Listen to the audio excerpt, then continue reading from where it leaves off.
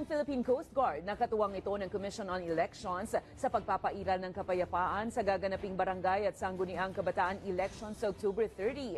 Sa kauna-unahang pagkakataon, binisita ng COMELEC ang headquarters ng PCG para pagtibay ng partnership para sa eleksyon. Sa turnover ceremony, nagpaabot sa 10 milyong piso si COMELEC Chairman George Garcia kay PCG Commandant Admiral Artemio Abu na gagamiting pondo para sa logistics.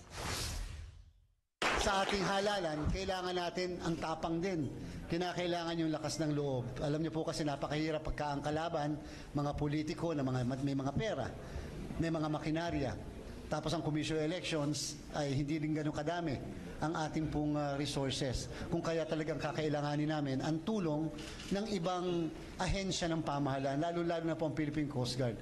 We will do our best to do our duty as a partner of COMELEC and of our government in ensuring a peaceful, credible, and successful conduct of upcoming election.